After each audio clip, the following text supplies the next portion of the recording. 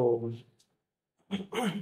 గురుర్బ్రహ్మ గురుర్విష్ణు గురుర్దేవో మహేశ్వర గురుస్సాక్షాత్ పరం బ్రహ్మ తస్మై శ్రీ గురవే నమః. శృతిస్మృతిపురాణానాం ఆలయం కరుణాలయం నమామి భగవత్పాదశంకరం లోకశంకరం. శంకరం శంకరాచార్యం కేశవం బాదరాయణం సూత్రభాష్యకృతౌ వందే భగవంతౌ పునః పునః. నమామి గౌడపాదం చ శంకరం శ్రీసురేశ్వరం స్వామినం సచ్చిదానందమింద్రం తం మోక్షరూపిణే. ఓం ఓం. పారమార్థిక శాస్త్రం. శాస్త్రము యొక్క విషయం ఏమిటి? విషయము, ప్రయోజనము, సాధనము మూడు ఉంటాయి. విషయం ఒకటి, ఆ విషయాన్ని సాధించటానికి సాధనం ఏమిటి? ఈ సాధనం వల్ల ఈ విషయాన్ని తెలుసుకుంటే కలిగే ప్రయోజనం ఏమిటి? రెండు ఉంటాయి. తెలుసుకొని సాధన చేసి ఫలితాన్ని పొందటమో, లేకపోతే సాధన చేసి తెలుసుకొని ఫలితాన్ని పొందడం, ఎట్లయినా కానీ. అంటే సాధన చేసి విషయాన్ని తెలుసుకోవటమా, తెలుసుకున్నాక సాధన చేయటమా, అది కొంచెం వేరు. కానీ విషయం, ప్రయోజనం, సాధనం మూడు ఉంటాయి. దానికి అధికారి కూడా ఉంటాడు. అయితే మన భారతీయ శాస్త్రాల గురించి చెప్పాం.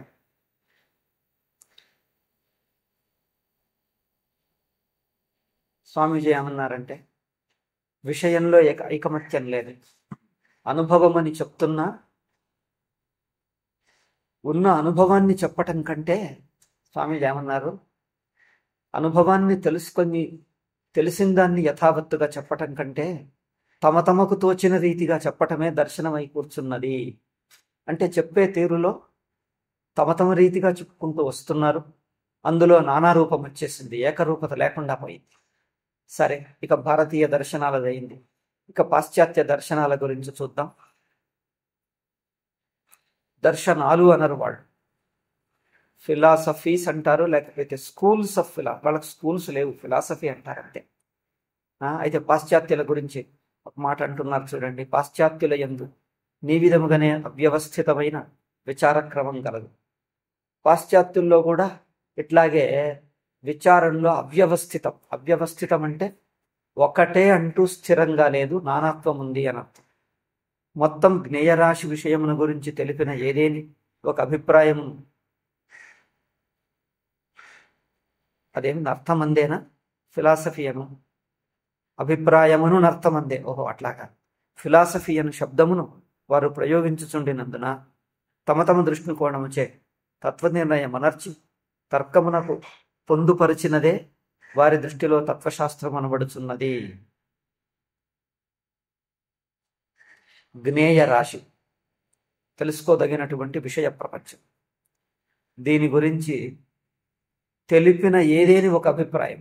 అంటే ఇప్పుడు ప్రపంచం ఉంది, దాని గురించి ఒక అభిప్రాయం. సృష్టి ఎట్లా జరిగింది, ప్రపంచం ఏమిటి, దీని గురించి ఒకానొక అభిప్రాయమే ఫిలాసఫీ అని అర్థం వచ్చింది. ఇప్పుడు ఫిలాసఫీ అంటే వస్తువును యథావత్తుగా తెలుసుకోవటం అని కాదు, దాని గురించిన ఒక అభిప్రాయం ఫిలాసఫీ.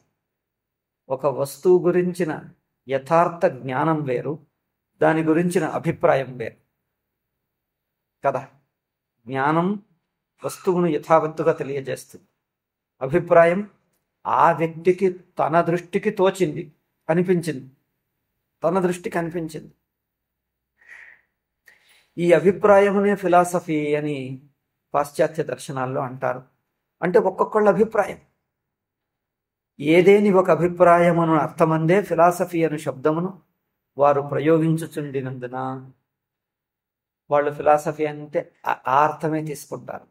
తమ దృష్టికోణము చే తత్వ నిర్ణయం అనర్చి, అంటే మరి ఆ అభిప్రాయం ఏమిటి అంటే ఎట్లా కలుగుతుంది అంటే తాము చూస్తున్న ఒక దృష్టికి అలా అనిపించింది.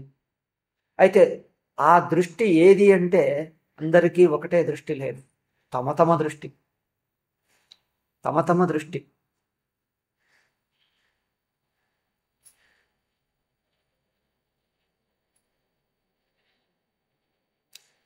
నిజంగా తమ దృష్టే ఉండగలదు. ఎందుకంటే ప్రపంచంలో ఏ వస్తువైనా ఒకే దృష్టితో చూడరాదు, అనేక దృష్టిలు ఉండనే ఉంటాయి. ఇప్పుడు డబ్బు అంటే ఏమిటి? దాన్ని అనేక రకాలుగా చూడవచ్చు. దాని ప్రయోజన దృష్ట్యా చూడొచ్చు, దాని సంపాదన దృష్ట్యా చూడొచ్చు, దాన్ని వైరాగ్య దృష్ట్యా కూడా చూసి తిట్టొచ్చు దాన్ని. అదే అన్నిటికంటే గొప్ప అని ప్రశంసించవచ్చు. అంటే డబ్బును పలు రకాలుగా పలు కోణాల్లోంచి చూడొచ్చు. ఒక వస్తువును పలు కోణాల్లోంచి చూస్తాం గనక, చూసే అవకాశం ఉంది గనక. ఎందుకంటే ప్రపంచ దృష్టి అటువంటిది, ప్రపంచ స్వభావమే అటువంటిది. ప్రపంచం అనేది అచింత్య రచనా రూపస్య అన్నారు భాష్యకారు. వ్యాఖ్యానకారులైతే దీన్ని అనిర్వచనీయం అన్నారు. భాష్యకారులు కూడా ప్రపంచాన్ని అనిర్వచనీయం అన్నారు. కానీ ఇందులో కొంత తేడా ఉంది. భాష్యకారులు అనిర్వచనీయం అంటే నిర్వచించరాదు, నిర్వచించరాదు అంటే ఇది అని చెప్పరాదు. చెప్పరాదు అంటే దేనిగా చెప్పరాదు అంటే ఇది బ్రహ్మే అని గాని, బ్రహ్మ కంటే వేరని గాని ఈ రెండు రీతులుగా నిర్వచించరాదు అని అర్థం. ఈ రెండు రీతులుగానే చెప్పరాదు అంతే. అనిర్వచనీయం అంటే ఈ రెండు రీతులుగా చెప్పరాదు అంతే. ఇది పూర్తి బ్రహ్మే అనరాదు, బ్రహ్మకు వేరుగా ఉందనరాదు అంతే. అయితే వ్యాఖ్యానకారులు చెప్పినటువంటి సదసద్భ్యాం అనిర్వచనీయం అనే మాట మొదట్లో పంచపాదికాకారులు, భామతీకారులు మొదలగు వాళ్ళు ప్రయోగించింది. తరువాత కాలంలో అనిర్వచనీయం అనే మాటకు అర్థం ఏమొచ్చిందంటే అదేని ఏమనాలి, సన్నాప్య సన్నాప్య భయాత్మికానో, భిన్నాప్య భిన్నాప్య భయాత్మికానో. అంటే అది అనరాదు, ఇది అనరాదు, అట్లా అనరాదు, ఇట్లా అనరాదు, దగ్గర అనరాదు, దూరం అనరాదు, పైకి అనరాదు, కిందికి అనరాదు, ఉందనరాదు, లేదనరాదు. అంటే ఏ రకంగానూ ఇది అని ఇదమిత్తంగా చెప్పరాదన్నంత అన్ని రీతులుగా ఏ రీతిగానన్నా చెప్పరాదు అని ఆ రకంగా నిర్వచించడం మొదలుపెట్టారు. అది ద్రవ్యము అనరాదు, గుణము అనరాదు, క్రియ అనరాదు, అట్లా ఏ రకంగానూ నిర్వచించరాదన్న ఆ అర్థంలో తీసుకెళ్లారు వాళ్ళు.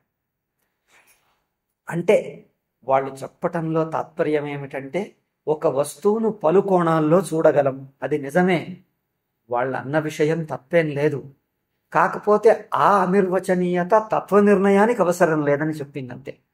వాళ్ళు చెప్పింది ఒక ప్రపంచంలోని ఒక వస్తువును పలు కోణాల నుంచి చూడొచ్చు, అది నిజమే. అయితే తత్వ నిర్ణయానికి అదేం ఉపయోగపడదు, అది ఊరికే ఒక లోక దృష్ట్యా అట్లా అనిపిస్తుంది. సరే, ఏ వస్తువునైనా 10 కోణాల్లో చూడొచ్చు, రకరకాల. ఏదైనా సంఘటన తీసుకోండి, 10 మంది వస్తే ఆ 10 మందిని అడగండి, 10 రకాల జవాబులు ఇస్తారు. ఒకటేదో ఒకటి చేశాడు, అది మంచి అంటే ఆయన ఎడ్రే వద్దరు కుర్రాళ్ళు ఇట్లాగే తయారయ్యారు. ఒకడు అంటాడు కాదు, వాడు అట్లా కాదు, ఈ పరిస్థితి ఇట్లా ఉన్నది, ఇలా చేయకపోతే ఇంకేం చేస్తామంటారు. ఇంకోటి అంటాడు వాడు కాదు, ఎవడో చెప్పుడు బుద్ధి విని ఇట్లా చేశాడంట. ఇంకొకటి అంటాడు ఏదో చేశాడు కానీ వీడు న్యూస్ పేపర్ వాడు ఎందుకు రాశాడు చేసి. అంటే ఒకే దానికి చూడ నాలుగు రకాలుగా చెప్పారు. నేను 4 చెప్పాను, ఇంకా చెప్తే 20 అవుతాయి, 30 అవుతాయి. అంటే దాన్ని చూసే దృష్టిలో పలు వ్యక్తులు పలు దృష్టిల నుంచి చూస్తారు. అది ఎందుకు అంటే ప్రపంచం ఉన్నదే అట్లా, ఒక్కటంటూ లేదు, ఉన్నదే పలు రకాలుగా పలు దృష్టి. మనమే ఒక వస్తువును శారీరక దృష్ట్యా చూస్తాం, మనస్సుతో చూస్తాం, ఇంద్రియ దృష్ట్యా చూస్తాం, బుద్ధితో చూస్తాం, అనుభవ దృష్ట్యా చూస్తాం. మనమే 10 రకాలుగా చూస్తున్నాం. కనుక ప్రపంచమే అట్లా ఉంటుంది.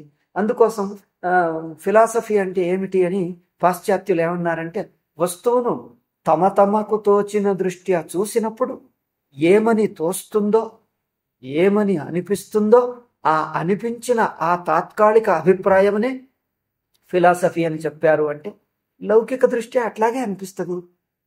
అందుకే అట్లా పలు రకాల దృష్టులు ఉంటాయి కనుక పలు అభిప్రాయాలు అవన్నీ అట్లాగే సంగ్రహపరుచుకున్నారు. దానివల్ల తత్వ నిర్ధారణ అవుతుందా అంటే తత్వ నిర్ధారణ అంటే ఏమిటి, నాకు తోచింది చెప్పాను, అదే ఫిలాసఫీ. ఇంకేంటి వాళ్ళకు తత్వ నిర్ధారణ అంటే ఏమిటి, తత్వం అంటూ లేదు, నిర్ధారం అంటూ లేదు. తత్వ నిర్ధారణ అంటే 10 మంది 10 రకాలుగా చెప్తే అదే నిర్ధారణ. వాళ్ళ దృష్టి అంతా వాళ్ళు చెప్పటమే అంత. అందుకే మన వాళ్ళు ఏం తయారయ్యారంటే ఈ ఇంగ్లీష్ మీడియం చదివిన వాళ్ళు పాశ్చాత్య దర్శనమే సులువుగా అర్థమవుతుంది, చాలా బాగుంటుంది. మన భారతదేశంలో ఏమేమో అంటారు, ఎక్కడికో అంత అతీతమని, అన్నిటికీ మీద ఉందని, అది ఎవరికి అర్థం కాకుండా చెప్తారు. పాశ్చాత్య దర్శనమే బాగుంది అంటారు. ఇప్పుడు అందరూ అంతే. నేను హైదరాబాద్లో ఉన్నప్పుడు ఉస్మానియా యూనివర్సిటీలో ఫిలాసఫీలో పనిచేసే ఒక ప్రొఫెసర్ వస్తుండేవాడు నా దగ్గరికి అప్పుడు. ఆయన చెప్తాడు, ఈ ఫిలాసఫర్లు ఇంగ్లీష్ మన భారతీయులే, ఫిలాసఫీ లెక్చరర్లు ప్రొఫెసర్లు అందరికందరూ ఒక విదేశీయుడు వచ్చాడట.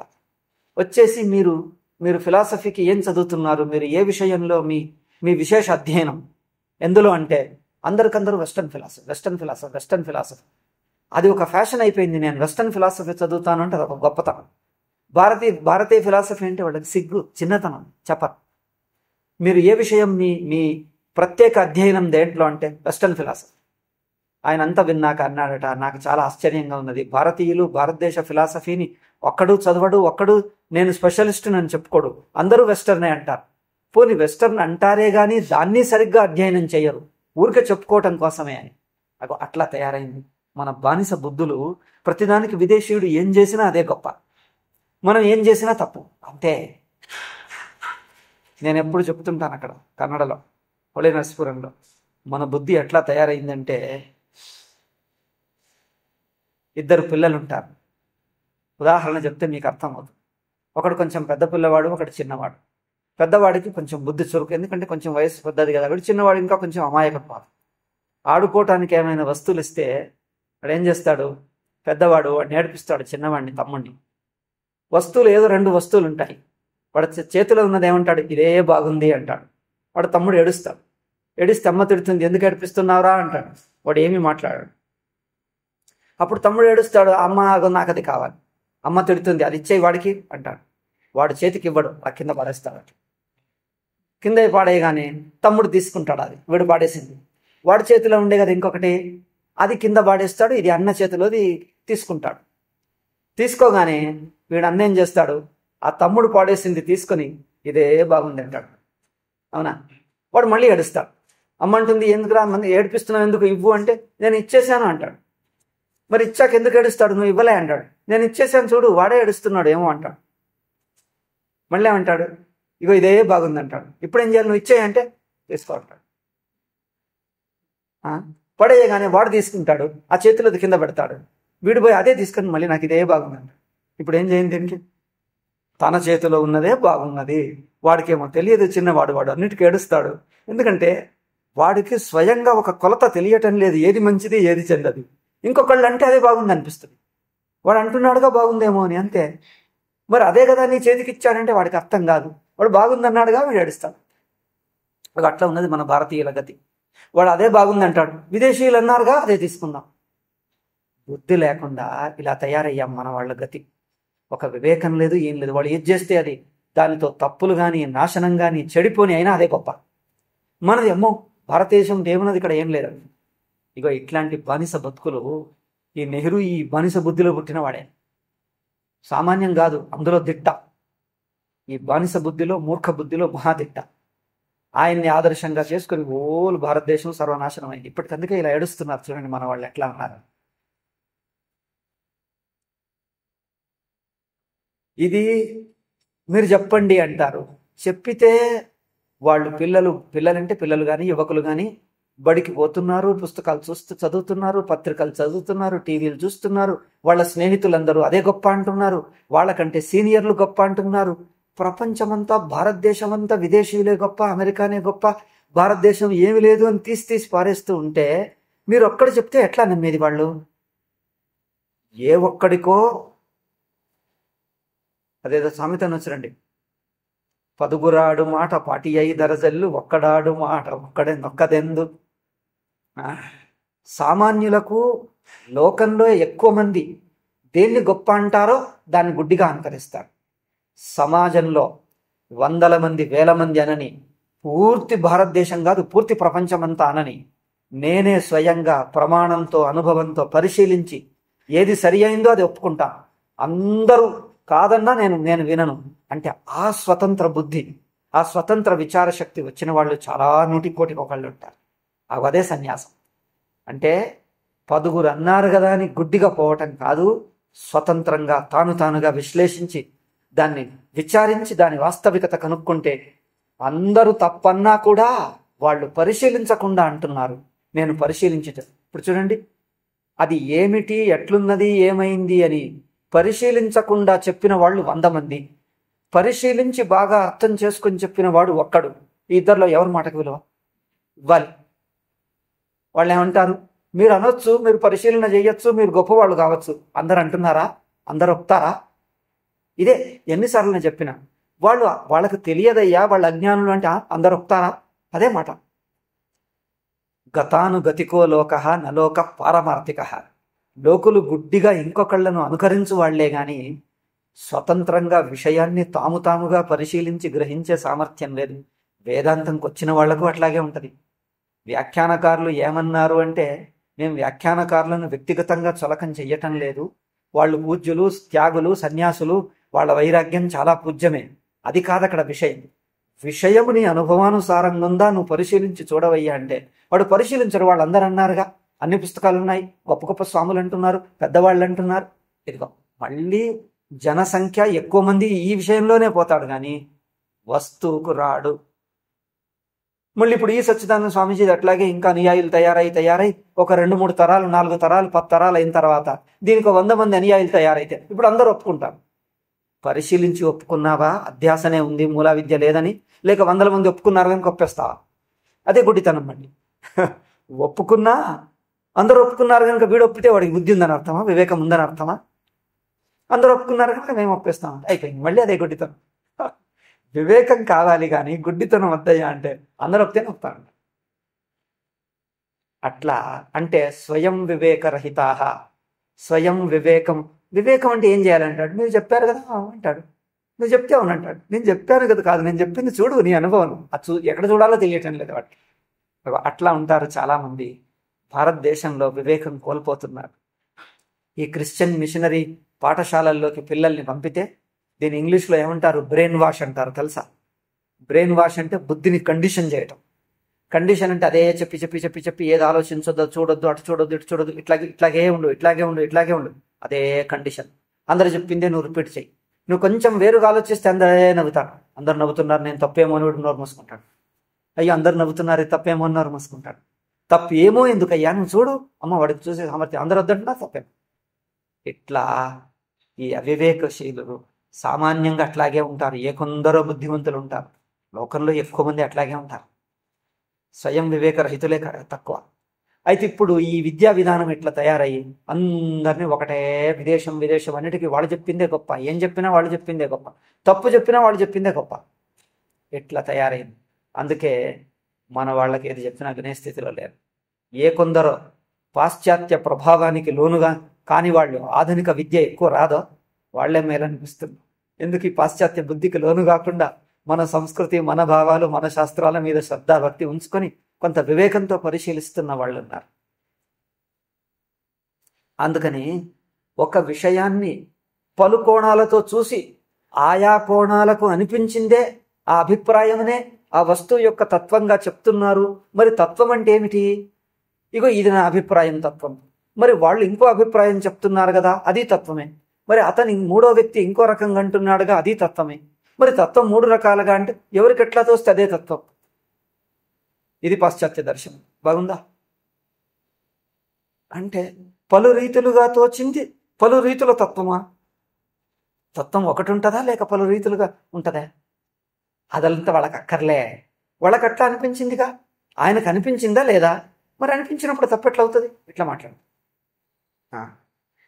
మీరు ఈ కోణం నుంచి చూస్తే ఇట్లా కనిపిస్తుంది, దూరం నుంచి చూస్తే చిన్నది కనిపిస్తుంది. విమానం పైకి ఆకాశంలో ఉన్నప్పుడు భూమి మీద నుంచి చూస్తే చిన్నది కనిపిస్తుంది. కొంచెం దగ్గరికి పోతే దిగుతుంటే ఒక రకంగా కనిపిస్తుంది, పూర్తి దిగిన తర్వాత ఇంకో రకంగా కనిపిస్తుంది. ఈ మూడిట్లో ఏది అంటే నాకు చిన్నగా, ఇంతే చిన్నగా ఈ జానడంత కనిపిస్తే అదేం తప్ప? నేనేం భ్రమలో ఉన్నానో? నాకు నిజంగానే కనిపిస్తుంది. నాకే కాదు అందరికీ కనిపిస్తుంది. మరి నేనేం చేయను? అలా కనిపిస్తుంది, అందుకోసం అది కరెక్టే అంటే మరి కనిపించిందిగా. మరి ఈ దృష్టికి ఇది కరెక్ట్, ఆ దృష్టికి అది కరెక్ట్, అన్నీ కరెక్టే. ఇగో ఇది పాశ్చాత్య దృష్టిలో పారమార్థిక సత్యం అని కాకుండా తాత్కాలిక సత్యం, తత్తత్ దృష్టికోణ సత్యమే అన్నారు. అంటే వాళ్ళకు సత్యం అనేది మనవలే నిర్ధారణ అవసరం లేదు అట్లా. అందుకని సరే వారు శబ్దమును ఉపయోగించిన తమ దృష్టికోణముచే తత్వ నిర్ణయం అనర్చి తర్కమునకు పొందుపరిచినదే. తమ తమ దృష్టికోణంకి తోచింది ఒక అభిప్రాయం ఏర్పరచుకొని ఆ అభిప్రాయమును తర్కానికి అనుగుణంగా సరిదిద్దటం. తర్కానికి అనుగుణంగా సరిదిద్దటం అంటే దాన్ని తర్కంతో సమర్థించి చెప్పటం అని అర్థం. అంతే. You defend it with few arguments. కొన్ని ఆర్గ్యుమెంట్లతో, కొన్ని యుక్తులతో దాన్ని సమర్థించి చెప్పటం. దీనికి యుక్తులు ఉన్నాయిగా, అందుకోసం కరెక్ట్ అంటాడు. యుక్తులతో సమర్థించి చెప్పేస్తే ఆయన యుక్తియుక్తంగా మాట్లాడుతున్నాడండి అంట. అయిపోయింది. ఆయన చెప్తున్నది ఏం పైపైన మాటలు అనటం లేదు, దానికి తగిన యుక్తులు చూపిస్తున్నాడంట. అంటే యుక్తులు అనేవి ఎటైనా తిప్పచ్చు, ఎటైనా తిప్పచ్చు. మంచిని చెడు అని వాదించవచ్చు, చెడును మీరు లాయర్లు వాదిస్తే చూడండి, ఒకడు వాదిస్తే హత్య చేసిన వాడిని కూడా మహనీయుడు అన్నట్టు చెప్తాడు. వాడి మీద పాపం అమాయకుడు, వాడిని లేనిపోని అభాండం వేశాడని ఎట్లా తర్కం చూపిస్తాడు, ఎట్లా కారణాలు చెప్తాడు, ఏమేమో చెప్తాడు, చట్టం ఎత్తుతాడు, సమాజం అంటాడు, ఇంకేదో అంటాడు, ఓ మానవతా భావం అంటాడు. ఏమి మానవతా భావం అంటాడు, చట్టం అంటాడు, సమాజం అంటాడు, ఇంకేదో అంటాడు, ఉదారత అంటాడు, లేకపోతే అయ్యో వాళ్ళు దళితులు కనుక అన్యాయం అంటాడు, ఏమేమో చెప్పేస్తాడు. అన్ని చెప్పేసిన తర్వాత అబ్బా వీడు చెప్పింది కరెక్టేలే అనిపిస్తుంది, అయ్యో ఎంత బాగా చెప్పాడు అంటాడు, ఈయన చెప్పింది అంతా కరెక్ట్ అంటాడు. అంత కూర్చున్న అక్కడ ఈ లాయరు వాడు చెప్పిందల్లా ఒక్కొక్కటి ఎత్తి చూపిస్తే అయ్యో ఇదే కరెక్టే, వాడు చెప్పిందంతా గుడ్డి గొప్పేసుకున్నామే అని చెప్పిందంతా తప్పలే అంటాడు. వీడు చెప్పేసరికి ఇదే కరెక్ట్ అనిపిస్తుంది, మళ్ళీ తర్వాత వీడు చెప్తే ఇదే కరెక్ట్ అనిపిస్తుంది. అంటే ఎవరికి వాడు ఏకపక్షమునే తర్కాలు చెప్పేస్తూ ఉంటే ఇదే కరెక్ట్ అనిపిస్తుంది. కనుక తర్కానికి ఏం అర్థం లేదయ్యా, ఎటు తిప్పితే అటు తిరుగుతుంది. అది తర్కం ఈ దిక్కు నుంచి మాట్లాడి ఇదే కరెక్ట్ అనిపిస్తే అదే అనిపిస్తుంది, మళ్ళీ అటు చూస్తే అయ్యో నిజమే తప్పే అనిపిస్తుంది. అంటే తర్కానికి ఒక నిలకడ లేదు. ఏదో ఒక అభిప్రాయం పెట్టుకొని దాన్ని సమర్థించడానికి ఉపయోగిస్తే అది కరెక్టే అనిపిస్తుంది. అటు మాట్లాడితే అటు కరెక్టే, ఇటు మాట్లాడితే ఇటు కరెక్టే. అందుకని తర్కం అనేది ఊరికి రబ్బర్ లాగా ఎటు తిప్పినా తిరుగుతుంది. అందుకే తర్కానికి సొంత నిర్ణయం అంటూ లేదు. ఒక అభిప్రాయానికి తర్కం కానీ, తర్కమే స్వతంత్రంగా ఏ అభిప్రాయాన్ని నిర్ధారించరు. అంటే మీరు ఒక అభిప్రాయం పెట్టుకుని దానికి సమర్థించడానికి తర్కం చెప్పచ్చు, అంతేగాని తర్కం తానుగా ఇది అని చెప్పదు. మీ పోలీస్ కానిస్టేబుల్ ఉన్నట్టుగా, అవునా, ట్రాఫిక్ పోలీస్ వాడు నువ్వు ఎక్కడికి పోతా అంటే అక్కడ దారి చూపిస్తాడు. నువ్వే ఏదైనా చెప్పవయ్యా అంటే నేనేమని చెప్పను, నువ్వు ఎక్కడికి పోతావు అడుగు, చూపిస్తాను నేను, అంతే. ఇటు పోతా అంటే ఇటు పోతా అంటే ఇటు, అంతే. అట్లా. అందుకోసం తమ తమ దృష్టికోణంచే తత్వ నిర్ణయం అనర్చి తర్కమునకు పొందుపరిచినదే. అంటే తర్కమునకు పొందుపరచుట అంటే దాన్ని తర్కబద్ధంగా, సహేతుకంగా, హేతుబద్ధంగా చేసి చూపుట. అంటే దానికి హేతువులు చెప్పి ఇది హేతుబద్ధంగా ఉన్నది, హేతుకు విరుద్ధం కాదు అని చెప్పట. హేతు అనేది ఏమిటి? ఏది చెత్తను కూడా మంచిదేని సమర్థించవచ్చు, ఆ సైడ్ నుంచి మాట్లాడితే అది కరెక్ట్ అవుతుంది, అంతే. తర్కం అంటే ఏమీ లేదు. నువ్వు సరి అయిందని చెప్పడం మొదలు పెడితే తర్కం కరెక్టే అనిపిస్తుంది, అంతే. సరి అయిందని అటు సమర్థించడం మొదలు పెడితే కరెక్ట్ అనిపిస్తుంది. అట్లా దీన్నే వారి దృష్టిలో తత్వశాస్త్రం అనబడుచున్నది. తర్కము అప్రతిష్టమైనందున, ఇదిగో స్వామీజీ అనేసారు ఇక్కడ. అప్రతిష్ట అంటే ఏమిటి? తర్కానికి ఒక తర్కం తీసుకుంటే ఇదే అనేది ఒక స్థిరమైన నిర్ధారణ లేదు. ప్రతిష్ట అంటే ఏమిటి? ఒక స్థిరమైన నిర్ధారణ. తర్కానికి స్థిరమైన నిర్ధారణ లేదు. అప్రతిష్టం అంటే ఎటు తిప్పితే అటు, ఎటు వంచితే అటు వంగుతుంది, ఎటు తిప్పితే అటు తిరుగుతుంది. తర్క స్వభావమే అటువంటిది. కనుక తర్కము అప్రతిష్ఠితమైనందున ప్రబల తర్కమును ప్రస్తుతపరిచిన వారు స్వయముగానొక దర్శనమును రచించుటకు సన్నద్ధులగుట అన్ని దేశముల యందును మిక్కిలి సులభమయ్యను. అందుకోసం ఒకడు చెప్పిన తర్కమును తప్పని చూపించి నా తర్కమే గట్టిగా ఉన్నది అనేది బలమైన తర్కం చూపించేస్తే అతను చెప్పిన అభిప్రాయమే సరి అయింది అని ఒప్పే స్థితి వచ్చింది. అవునా? అంటే విషయంలో ఇప్పుడు ఒక కేసు ఉన్నది, దొంగతనమో ఏదో ఒక కేసు, హత్యను. కేసు బలహీనంగా ఉన్నా ఆ లాయర్ గట్టివాడై ఉంటే, వాడి మాటలకారి ఉంటే ఎట్లా మాట్లాడతాడంటే తప్పును కూడా అదే కరెక్ట్ అన్నట్టు వినేవాళ్ళు అదే కరెక్ట్, అవును పాపం ఆయన చెప్పిందే బాగుంది అన్నట్టుగా అట్లా మాట్లాడేవాడు ఉంటాడు. తెలివిగా, మహా తెలివిగా ఉంటాడు.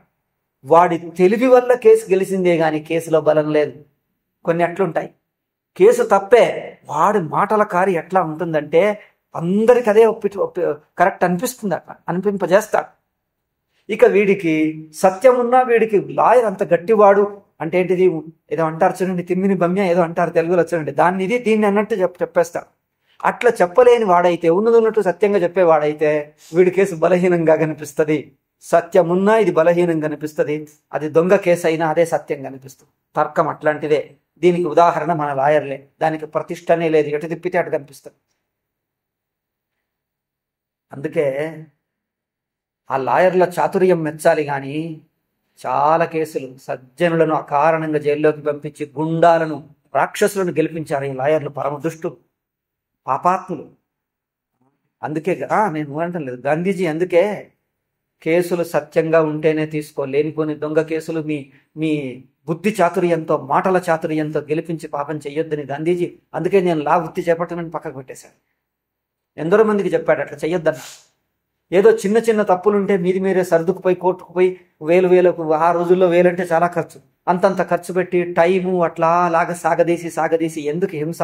ఒకళ్ళనొకడు చిన్న తప్పులుంటే ఏదో సర్దుకొని వాళ్ళకి వీళ్ళు ఏదో ఖర్చు పెట్టావు, మీకు నష్టపరిహారం ఇచ్చేస్తామని చిన్న కేసులు సర్దుకుపోండి, దొంగ కేసులకు ప్రయత్నించకండి. ఆ వాస్తవం, ఇప్పుడు దొంగ అయినా కూడా వాడి తరఫున లాయర్ ఎందుకు వాదించాలి అంటే, ఆ వాస్తవం ఏమిటో వెలికి తీయటానికి, ఆ వాస్తవాలు ఎత్తి చూపటానికి వాదించాలి. కానీ వాడి మాటల గారడిని, చమత్కారాన్ని ప్రయోగించి వీడిని దొంగనే గెలిపించాలి అని అట్లా కాదు అని గాంధీజీ తిట్టాడు. అప్పటి రోజుల్లో కొంతమంది విన్నారు. తర్వాత ఇప్పుడైతే పచ్చి గుండాలే ఉన్నారు లాయర్లు. కొంతమంది ఉన్నారు మంచివాళ్ళు, నేను లేదని అనటం లేదు. అన్నిట్లో ఉన్నారు, అన్ని రంగాల్లో డాక్టర్లో ఉన్నారు, వీళ్ళు ఉన్నారు, సన్యాసుల్లో ఉన్నారు, అన్నిట్లో ఉన్నారు. మంచివాళ్ళు ఏ కొంతమంది, దుష్టులే అన్ని చోట్ల అట్లాగే ఉంది. ప్రపంచ ధోరణి అంతనో ఏమో. ఒక్కడు మంచివాడు ఉంటే 10 మంది వాళ్ళు ఆ మంచితనాన్ని మోసం చేసి దురుపయోగం చేసేవాళ్ళు ఉంటారు. నిజంగా మంచివాడు అక్కడ ఉంటాడు, దాన్ని దురుపయోగం చేసేవాళ్ళు 10 మంది ఉంటారు. ఆ పేరును వాడుకొని చేసేవాళ్ళు ఉంటారు. అట్లా సరే, అది పోనివ్వండి. అంటే ఇక్కడ తర్కం యొక్క స్వభావం మీకు తెలియాలంటే లాయర్లకు చూడండి, ఆశ్చర్యపోతాం. ఎటు తిప్పితే అటు తిరుగుతారు, భయంకరమైన. అందుకోసం వాళ్ళు కొంచెం బలమైన తర్కం చూపించేస్తే అతనిది ఇంకొక ఫిలాసఫీ పుట్టింది. అట్లా కొన్నాళ్ళు నడుస్తుంది. ఇంకొకడు వస్తాడు, మీకు తప్పుగా ఉన్నది మాదే గట్టిగా ఉన్నదంటే వాడి ఫిలాసఫీ సరి అయింది అంటాడు, అది కొన్నాళ్ళు నడుస్తుంది. ఇంకొకడు వస్తాడు, ఇది సరిగ్గా లేదంటే అది కొన్నాళ్ళు నడుస్తుంది. ఇంకొక బలమైన బుద్ధిమంతుడు మాటలకారి పుట్టే వరకు వీడిది చలామణి అవుతుంది. వాడు పుట్టిన తర్వాత ఇది ఓడిపోతుంది, అదే అనిపిస్తుంది మరి. ఇట్లా అయితే సత్యం ఏమిటయ్యా అంటే, ఒక్కొక్క సత్యం 10 ఏళ్ళు నడుస్తుంది. ఇది 10 ఏళ్ల సత్యం, ఇంకొకటి 10 ఏళ్ల సత్యం. అట్లా ఉంటుందా సత్యం అంటే? మరి పాశ్చాత్య దర్శనం అలాగే జరిగింది. సరే, అప్రతిష్ఠిత తర్కము అప్రతిష్ఠితమైనందున ప్రబల తర్కమును ప్రస్తుతపరిచిన వారు స్వయముగానొక దర్శనమును రచించుటకు సన్నద్ధులగుట. అంటే ప్రబల తర్కం ఉంటే చాలు, కొత్త దర్శనముని నిర్మించి పాడేస్తాడు, కొత్త దర్శనాన్ని నిర్మించి వేసేస్తాడు. అట్లా ఇలా జరుగుట విదేశాల్లోనూ అన్ని చోట్ల కనిపిస్తూనే ఉన్నది. అది స్వామీజీ అన్నమాట. కావున అత్యంత ప్రాచీన కాలము నుండి నేటి వరకు అనేక దర్శనములు ఆ దేశముల యందును ఉదయించుచున్నవి. అందుకే మన వాళ్లకు కొంచెమన్నా సాధన, అనుభవం, మోక్షం అనే ఫలం, ఈ 3 ఉండటం వల్ల కొంత బతికిపోయాం. అనవసరంగా అంత చెత్తకి మనం వెళ్ళలేం.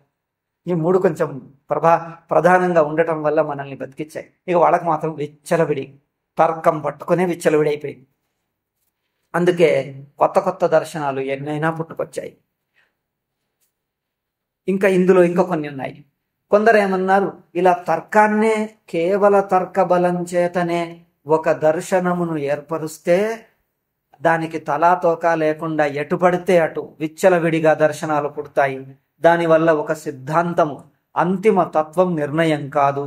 అందుకని కొందరు పుట్టుకొచ్చే ఉన్నారు, మత గ్రంథాలను ఆధారంగా తీసుకుందాం, మా బైబిల్నో మీ ఖురాన్నో, వాళ్ళ బైబిల్ ఖురాన్ ఇక్కడ చూడండి, మత వాణి యందు కొన్ని మత గ్రంథములకు సమ్మతమగు విధానమును అవలంబించినవి.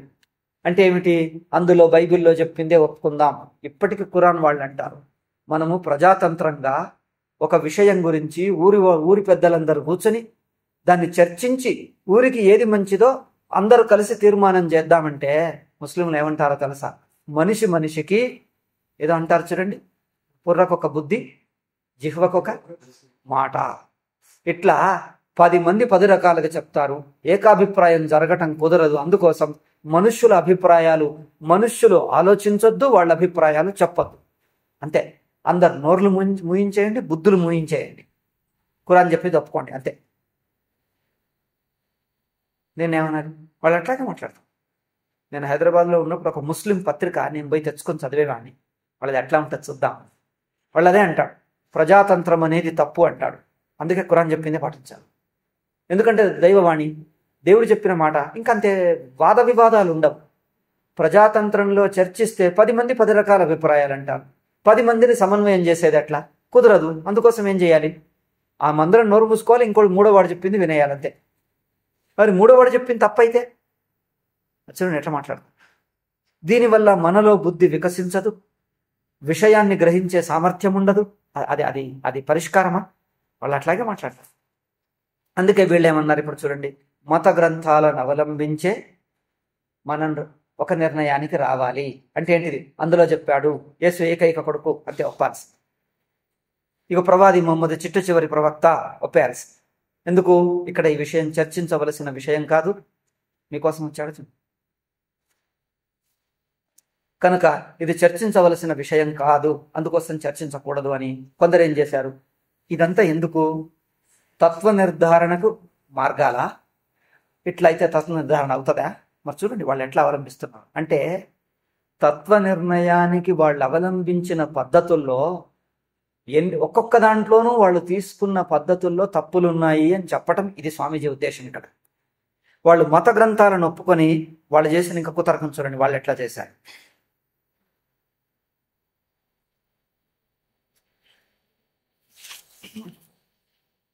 మత గ్రంథాలను ఒప్పుకున్నారు. ఆ మత గ్రంథమునకు సమ్మతమగు విధమును అవలంబించి మరికొన్ని స్వతంత్రమైన తర్కంపై నిలుచుటకు ప్రయత్నించినవి. ఇక మూడవది ఏమిటి? స్వతంత్ర తర్కం. మత గ్రంథం వద్దు, ఏదొద్దు, మాది మాకు తోచిందే, మా సొంత బుద్ధి నుంచే మేము ఆలోచిస్తాం ఇట్లు. అయితే మొత్తం మీద ఏం చేయాలి? ఒకళ్ళేమో తమ తమ దృష్టికోణానికి తోచిందన్నారు, కొందరేమో ఏ దృష్టికోణం లేదు ఊరికే నాకు తోచిందన్నారు, కొందరు మత గ్రంథాలు ముగ్గురు అయ్యారు. ఇందులో ఈ ముగ్గురికి మూడు ఆధారం ఏమిటంటే తర్కం. మొత్తం మీద అన్ని దర్శనములకు తర్కమే ఆధారమగుట వలన ఇప్పుడు ఎన్నియో దర్శనములు అదర్శనములై కుతూహల. అప్పుడేమవుతుంది?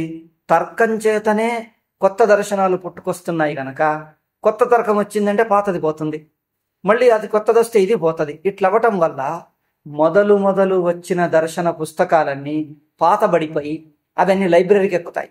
లైబ్రరీకి ఎక్కితే వాటిని చదివేవాళ్ళు కానీ ఎవరూ లేరు.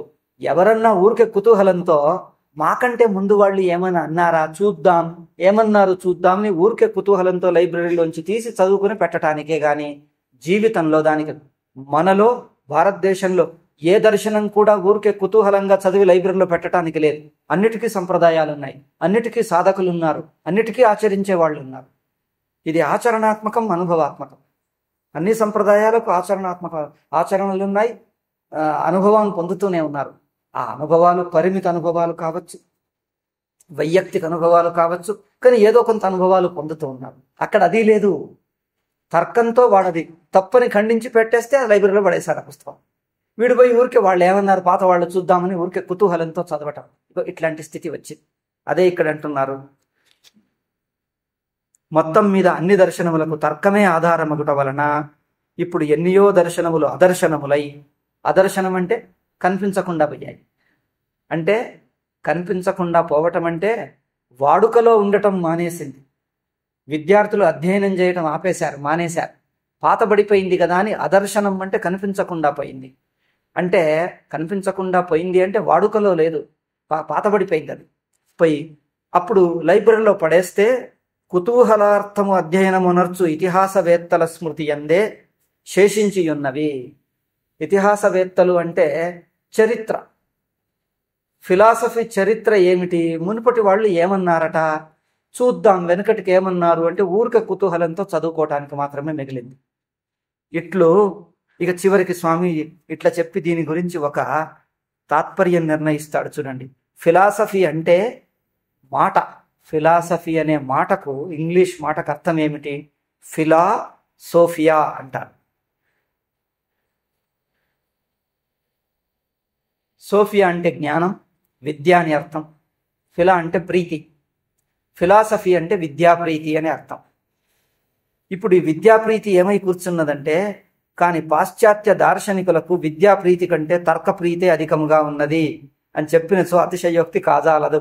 ఫిలాసఫీ అనే మాటకు అర్థం విద్యాప్రీతి, అంటే జ్ఞానము మీద ప్రేమ అని అర్థం, జ్ఞానం పట్ల ప్రేమ. అయితే పాశ్చాత్య దార్శనికులకు ఫిలాసఫీ అంటే జ్ఞానం మీది ప్రేమ కంటే తర్కం మీది ప్రేమ అనేది. అవును, జ్ఞానం మీది ప్రేమ పక్కకు పోయింది, అది తర్కం మీది ప్రేమకు వచ్చింది. ఇది ఇటుండ నిండు, ఇది పక్కకు పెట్టేద్దాం. ఇప్పుడు ఇక తర్వాత మాట, ఇటీవల పాశ్చాత్యులు, ఇది పక్కకు పెడితే ఇప్పుడు ఇక రెండో పాయింట్ ఇది. అంటే పాశ్చాత్యుల గురించి చెప్పిన తర్వాత తర్కమే ప్రధానమైంది. తమ తమ దృష్టితో చెప్పటం వల్ల అవి పనికి రాకుండా పోతున్నాయి. ఇటీవల పాశ్చాత్యులు తర్కమునకు అనుభవం యొక్క ఆధారము కూడా కావాలనట కనుగొన్నారు. కొత్తగా మొదలైంది. మొదలేమో అంతా తర్కం వల్లనే అన్నారు, ఇప్పుడు అన్నారు ఈ మధ్య తర్కం సరిపోదయ్యా, దానికి అనుభవం ఆధారం ఉండాలి అని మొదలుపెట్టారు కొంతమంది. అయితే భౌతిక విజ్ఞానము, ఈ అనుభవం అంటే ఏ అనుభవం, అది స్పష్టత లేక భౌతిక విజ్ఞానం అంటే సైన్స్ ఉన్నది కదా, భౌతిక విజ్ఞానం అంటున్నారు ఇక్కడ. భౌతిక విజ్ఞానం అంటే సైన్స్. ఈ విజ్ఞానములో పద్ధతి ఉన్నది, పరిశీలనము, ప్రయోగము, అనుమితి అంటారా, అనుమితి అనరండి, ఎక్స్పెరిమెంట్, పరీక్షణ, ప్రయోగము, సంవాదీకరణ అంటే వెరిఫికేషన్. అనుమితి అని పెట్టారు. స్వామి ఏమన్నారు కన్నడలో, అనుమితి అన్నారా, సంవాదీకరణ. సంవాదీకరణకు అనుమితి అన్నారు. తెలుగులో అన్నగారిది అనుమితి కాదు, సంవాదీకరణనే పెట్టండి. వెరిఫికేషన్ సంవాదీకరణ అంటే, సంవాదీకరణ అంటే వెరిఫికేషన్, అనుమితి కాదు. అనుమితి అంటే ఇన్ఫరెన్స్ అవుతుంది.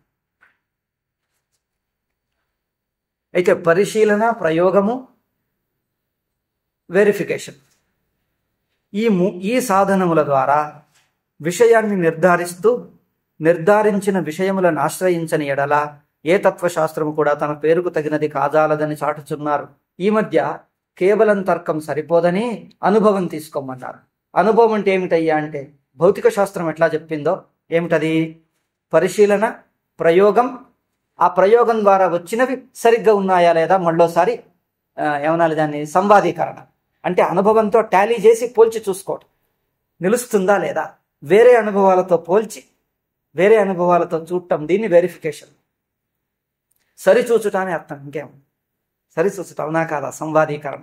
సంవాది అంటే అర్థం ఏమిటి, దానికి అనుగుణంగా ఉన్నదా లేదా, దాన్ని సంవాదం అన్నారు. మనం సంవాదం అంటే సంభాషణ, అది ఉంది. సంస్కృతంలో సంవాదం అంటే ఒకదానికి అనుగుణ్యత, అనుగుణంగా ఉన్నదా లేదా, ఆ సంవాదం. సంవాదీకరణం అంటే వేరే అనుభవాలకు అనుగుణంగా ఉంది, ఈ కొత్త అనుభవంతో కనిపెట్టింది ఇతర అనుభవాలకు సరిపోతుందా, ఇతర అనుభవాలకు విరుద్ధం అవుతుందా, ఆ అనుభవాలకు సరిపోతుందా లేదా అనేది వెరిఫికేషన్ను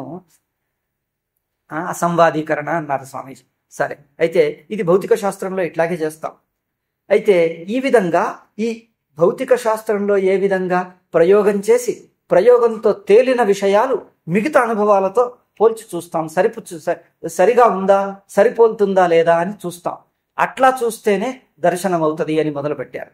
అయితే అలా అనకపోతే అది తత్వశాస్త్రమే కాదు, ఫిలాసఫీ కాదు అని చెప్పడం మొదలుపెట్టారు. అయితే దృశ్యమాన ప్రపంచమును, జనుల జీవితమును సంపూర్ణముగా విమర్శించుట తత్వశాస్త్రము యొక్క కర్తవ్యమనియు, బుద్ధి బలముచే నూహించిన విషయములనే చర్చించుట ఎన్నటికి తత్వశాస్త్రము కాజాలదనియు వారు వచించుతున్నారు. ఒకటి, అనుభవం అవసరం అన్నారు. ఏ అనుభవమో తెలియక భౌతిక శాస్త్రాలు చెప్పిన పద్ధతిని పాటిద్దామంటున్నారు. ఇట్లు అనుభవమును మనకు దృశ్యమానం అంటే కనిపిస్తున్న ప్రపంచపు అనుభవాలను కలుపుకోకపోతే ఈ అనుభవాలతో సరితూగుతుందా లేదా, వెరిఫికేషన్ అవుతుందా లేదా అని వెరిఫికేషన్ చెయ్యకుండా కేవలము తన బుద్ధికి తోచింది కల్పిస్తూ ఉంటే అది మంచిది కాదు, అది ఎన్నటికీ తత్వశాస్త్రం కాదు అని ఈ మధ్య అంటున్నారు. ఇంతేగాక జ్ఞేయమును సంపూర్ణముగా విమర్శించితే, ఇక ఇది రెండో పాయింట్. ఒకటి, అనుభవంతో వెరిఫై చెయ్యాలి, సరిపోల్చాలి అనేది ఒక పాయింట్. రెండో పాయింట్, ఏ జ్ఞేయతత్వాన్ని పరిశీలిస్తున్నామో జగత్తును ఒక్కొక్క ముక్కగా కాకుండా మొత్తము జ్ఞేయానుభవమునంతా పరిశీలించాలి. రెండో పాయింట్. ఇదంతా 1, 2, 3 పాయింట్లుగా వేయాల్సి.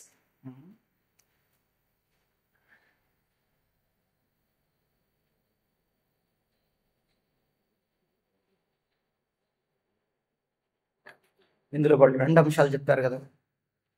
ఒకటి కేవల తర్కం ఉండకూడదు, అనుభవాన్ని పట్టుకోవాలి. రెండవది ఏమంటున్నారు, అది పూర్తి జ్ఞేయమును మొత్తాన్ని తీసుకోవాలి. అంటే జ్ఞేయం అంటే పరిశీలించవలసిన విషయంలో ఒక్క ముక్కను మాత్రమే అధ్యయనం చేస్తే సరిపోదు. ఇప్పుడు ఏదైనా మనం అన్నం ఏమంటారు అండి, ఆ మెతుకు అయిందా లేదా అంటే ఒక్క మెతుకు చూస్తాం. ఒక్క మెతుకు చూస్తే మిగిలిన చూసినట్టేనా? అంటే అది ఆ పద్ధతి అక్కడ సరిపోతుంది. అట్లాగే మొత్తం ప్రపంచం యొక్క తత్వం తెలియాలి అంటే ఒక వస్తువు తీసేసుకొని దీని తత్వం ఏమిటో తెలిసిపోతే ఇక జగత్తంతా ఇట్లాంటిదే అని తీర్మానం చేయటం.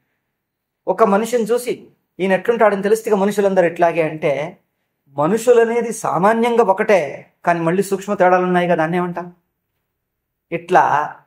ఇట్లా ఒక్క అంశం చూసి మొత్తమును తీర్మానం చెయ్యొద్దు, మొత్తం జ్ఞేయ ప్రపంచాన్ని లెక్కలోకి తీసుకోవాలి అని అట్లా కొందరు అనటం. ఇదంతా వివిధ అభిప్రాయాలను స్వామీజీ ఎత్తుతున్నారు అంతే. ఇంతేగాక జ్ఞేయమును సంపూర్ణంగా విమర్శించి తెలుసుకొనుట తత్వశాస్త్రము యొక్క విధి అనియు ఒకరిద్దరు శాస్త్రజ్ఞులు కూడా నిశ్చయించిరి. ఒకరిద్దరు అది కూడా అంటున్నారు. కానీ ఇట్టి విషయముల యందు పాశ్చాత్యములో కొన్ని మార్పులు జరిగినవి. అంటే అనుభవాన్ని లెక్కలోకి తీసుకోవాలి, ఒక్క తర్కం కేవల తర్కం సరిపోదు. ఒక పాయింట్. రెండో పాయింట్ ఏమిటి?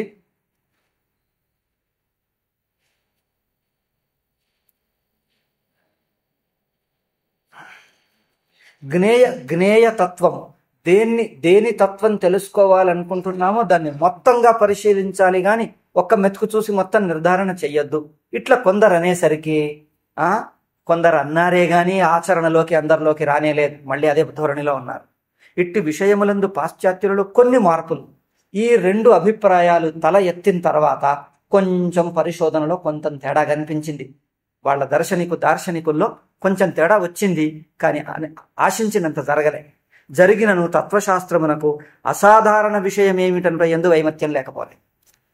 అంటే ఇంత చెప్పినా కేవల తర్కం చెయ్యొద్దు, అనుభవం పట్టుకోవాలి అన్నా కూడా మళ్ళీ తత్వశాస్త్రానికి విషయమేమిటి అనే దగ్గరకు వచ్చేసరికి ఆ అభిప్రాయ భేదం అట్లాగే ఉండిపోయింది. వైమత్యము లేకపోలేదు అంటే అభిప్రాయ భేదం తప్పలేదు అంటే ఇంకా సరళంగా ఉండేది ఆ భాష. అంటే అభిప్రాయ భేదం ఇంకా కొనసాగింది, తప్పలేదు అనాల్సింది. సరే, ఇదంతా మనం వ్యవహారికంగా చేసినప్పుడు సింప్లిఫై చేద్దాంలే. వారిలో కొందరు ఇప్పుడు ఇక అనుభవాన్ని పట్టించుకోవాలంటే ఎట్లా?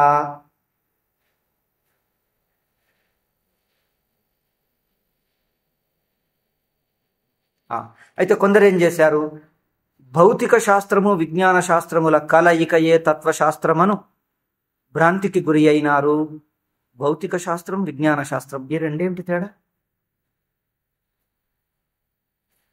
భౌతిక విజ్ఞాన శాస్త్రముల పొట్టే భౌతిక శాస్త్రం విజ్ఞాన శాస్త్రం రెండు కాదు. ఇక్కడ పొరపాటైంది. కన్నడలో భౌతిక విజ్ఞాన శాస్త్రముల, భౌతిక విజ్ఞానము అనేది ఒక్క మాట. భౌతిక విజ్ఞానం అంటే ఫిజికల్ సైన్సెస్. ఫిజికల్ సైన్సెస్ అంటే భౌతిక శాస్త్రం, రసాయన శాస్త్రం, వృక్ష శాస్త్రం. భౌతిక శాస్త్రాల్లో అనేకాలున్నాయే, ఆ అనేకాలను అన్నాడు కానీ భౌతికం వేరు విజ్ఞానం వేరని కాదు అక్కడ. అది భౌతికము విజ్ఞానము రెండు కాదు. భౌతిక విజ్ఞాన శాస్త్రములు, ఆ రెండు కలిపి ఒక్క సమాసం.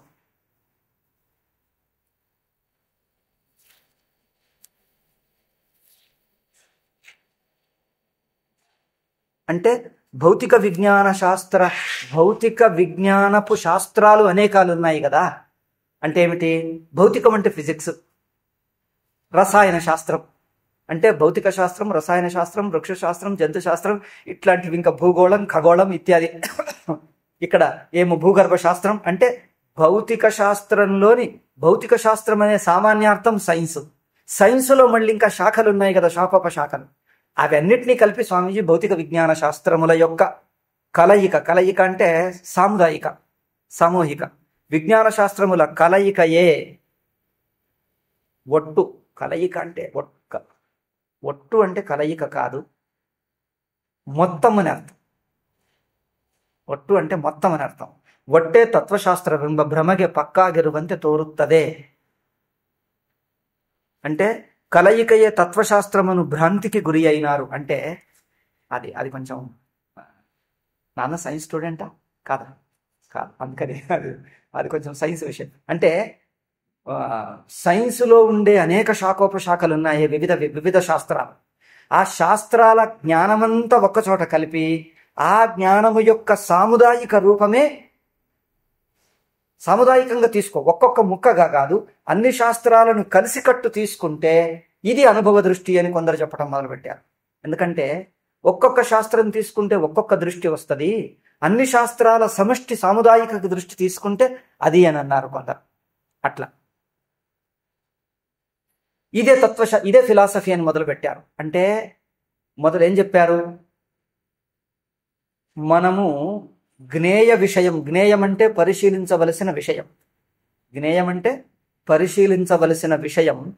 భౌతిక శాస్త్రం భూత ప్రపంచమును తీసుకుంటుంది, రసాయన శాస్త్రం రసాయనమును తీసుకుంటుంది, వృక్ష శాస్త్రం వృక్షాలను, జంతు శాస్త్రం జంతువుని తీసుకుంటుంది. ఇట్లు ఈ జ్ఞేయం అంటే తెలుసుకోవలసిన విషయం, ఒక్కొక్క శాస్త్రం ఒక్కొక్క అంశాన్నే పరిశీలిస్తుంది. అట్లా కాకుండా జ్ఞేయ శాస్త్రాలు అన్నిటినీ కలిపి తీసుకోవాలి అన్నారు. ఇది తీసుకుంటే చాలు, ఇదే ఫిలాసఫీ అన్నారు. కొందరు అట్లా పొరపడ్డారు, ఈ భ్రమకే పక్కాగిద్దారే, అంటే ఈ భ్రమకు లోనయ్యారు. ఏమన్నారు? ఈ తత్వశాస్త్రమునకు ఈ భ్రమకు గురి అయినారు. అంటే భౌతిక శాస్త్రంలో భౌతికం ఉన్నది, రసాయనం ఉన్నది, వృక్ష శాస్త్రం ఉన్నది, జంతు శాస్త్రం ఉన్నది, ఇట్లాంటివి ఇంకా చాలా ఉన్నాయి. 4 తీసుకుంటున్నాం. ఒక్కొక్కటే తీసుకునే కంటే ఈ 4 కలిపేస్తే అది దర్శన శాస్త్రం అవుతుంది అన్నారు. అట్లా అవుతుంది? చూడండి వాళ్ళ బుద్ధి పొరపాట్లు, అది పొరపాటే.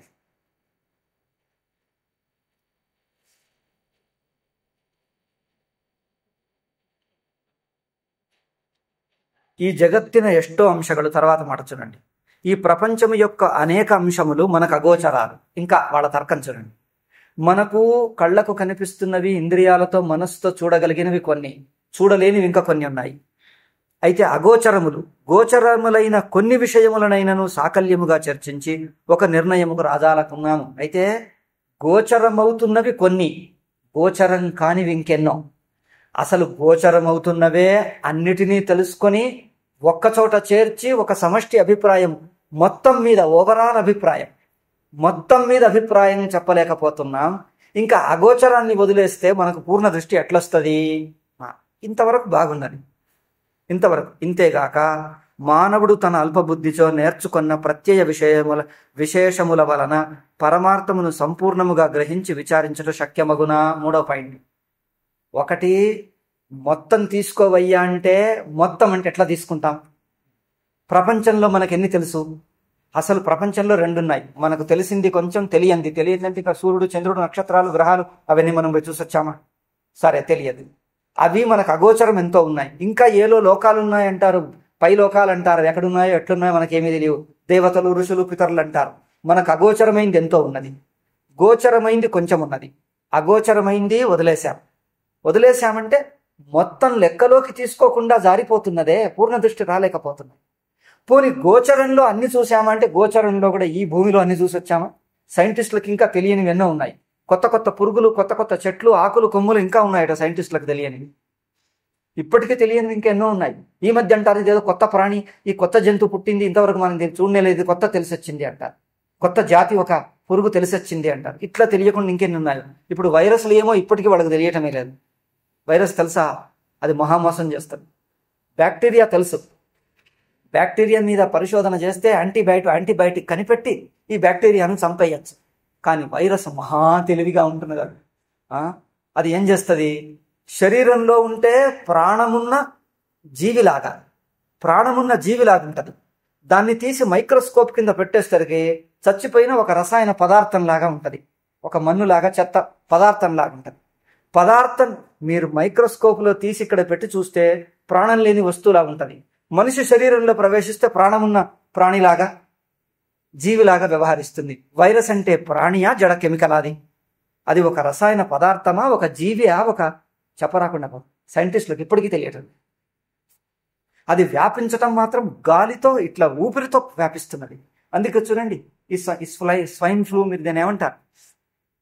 తెలుగులో ఏమంటారు? స్వైన్ ఫ్లూ అంటారు. ఇంగ్లీష్ పేర్లో పెట్టేసుకుంటారు. వాళ్ళు అక్కడ హంది జ్వరం అంటారు వాళ్ళు కన్నడిగులు. స్వైన్ ఫ్లూ అంటే మొదట్లో పందికి వచ్చిందట, పంది నుంచి వస్తుందనేం కాదు. మొదట్లో పరిశోధన చేసినప్పుడు పందిలో కనిపించిందట అప్పుడు. అందుకోసం అప్పటి నుంచి అది పంది జ్వరం అని పేరు పెట్టేశారు. అంతేగాని పంది ద్వారా వస్తుందనేం కాదు, మనుషుల ద్వారానే వస్తుంది. మనమే పందులం, ఇంకా అక్కర్లేదు, మన ద్వారానే వస్తుంది. అంటే ఈ వైరస్ అట్లా అది ఏమిటి అని తెలిస్తే, దాని స్వభావం ఏమిటి తెలిస్తే, దేనివల్ల బతుకుతుంది, దేనివల్ల చస్తుంది,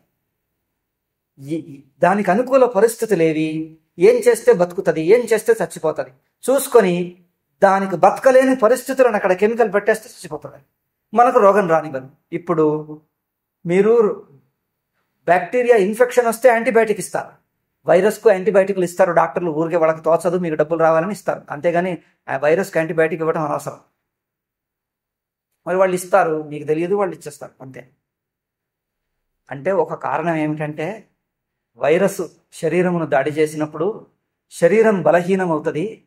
బలహీనమైతే వేరే బ్యాక్టీరియా ఇన్ఫెక్షన్ రావచ్చేమో అని ఇవ్వటం, అంతేగాని వచ్చిందని కాదు. మీరు మొదలే జాగ్రత్త పడితే యాంటీబయాటిక్ తీసుకొని అక్కర్లే. కొంచెం బయటకు తిరగకుండా ఇక్కడే ఉండి కొంచెం ఆహారం తేలిగ్గా తీసుకుని శరీరం రక్షించుకుంటే యాంటీబయాటిక్ అక్కర్లే. కానీ వాళ్ళు వచ్చిన దానికి వేస్తూనే ఉంటారు అంతే. వాడు ఇస్తారుగా, ఫార్మస్యూటికల్ కంపెనీ వాడు కమిషన్, అందుకని ఇస్తారు. మీకు అవసరం ఉండని లేకపోతే వేసేస్తారు. అయితే వైరస్కు మందు లేదు, శరీరం గట్టిపడి తాను దాన్ని చూసుకుంటుంది అంతే. ఏ వైరస్కు మందు లేదు. ఇంతవరకు ఎవడు కనిపెట్టలే, ఎవడు తరం కాలేదు.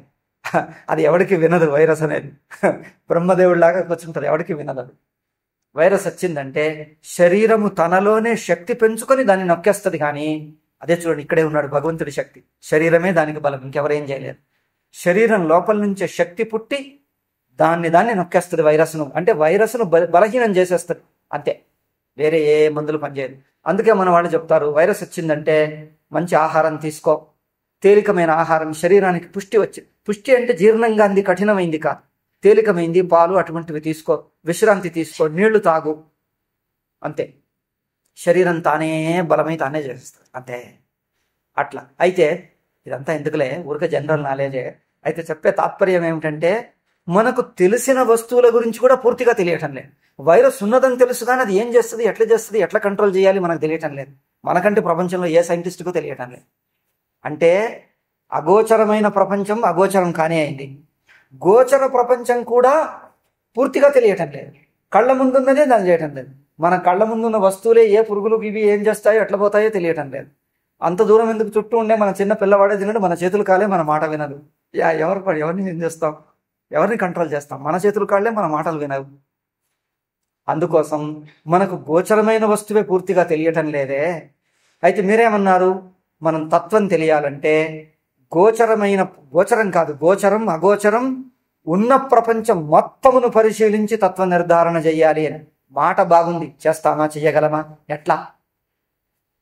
ఇప్పుడు మనకు గోచరమైన ప్రపంచమునే పరిశీలించాలా, గోచరం అగోచరం ఎంత ఉందో అంత మొత్తం ప్రపంచాన్ని పరిశీలించాలి.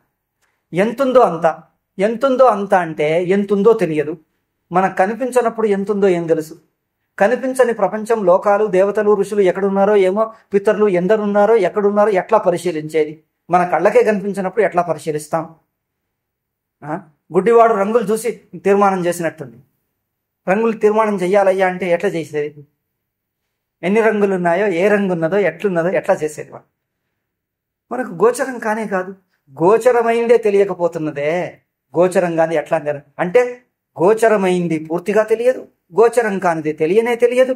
మరి ఉన్నదాన్ని మొత్తం పరిశీలించాలంటే ఎట్లా? అసంభవ ప్రాయ. అసంభవమే ఉంది, అయిందా? అవి అట్లయింది మన గతి.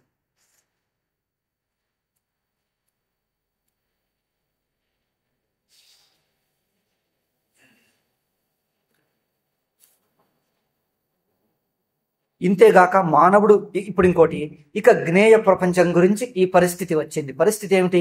మనమేమి చెయ్యలేనటువంటి అశక్తతనే కదా, హెల్ప్లెస్నెస్. బాహ్య ప్రపంచం గురించి ఒక దిక్కు కొంచెమే పరిశీలిస్తే తత్వ నిర్ధారణ కాదయ్యా, మొత్తం చూడాలి అన్నారు. బాగుంది మొత్తం చెయ్యి అంటే అయ్యో చెయ్యలేము అన్నారు. మరి చేయలేనప్పుడు ఏం చేస్తాం? అయిపోయింది, వదిలే మాట. మొత్తం పరిశీలించాలన్న మాట బాగుందే గాని చెయ్యటానికి మాత్రం వీలు పడదు, అశక్తత. పోనీ ఇక మన సైడ్ చూద్దాం. చూడవలసిన జ్ఞేయ ప్రపంచం గురించా ఇలా ఏం చెయ్యలేని స్థితి వచ్చింది. ఇక జ్ఞాత గురించి ఆలోచిద్దాం. ఇంతేగాక మానవుడు తన అల్పబుద్ధితో నేర్చుకున్న ప్రత్యయ విశేషముల వలన పరమార్థమును సంపూర్ణముగా గ్రహించి వివరించుట శక్యమగున. మానవుడి బుద్ధి అల్పము. వీడి అల్పబుద్ధి అల్పశక్తి చేత ఈ మొత్తం జ్ఞేయ ప్రపంచమును పరిశీలించగలడా? చూడండి, పరిశీలించవలసిన విషయం ఒకటి, పరిశీలించు వీడుకున్న పరికరాలు రెండున్నాయి కదా. పరిశీలించవలసిన జ్ఞేయం, పరిశీలిస్తున్న పరిశీలకుడి పరికరాలు. పరిశీలకుడి సామర్థ్యం ఎంత, పరిశీలకుడి పరికరాలెన్ని? పరికరాలు మనకు మనస్సు ఇంద్రియాలు ఎంత గొప్పవి.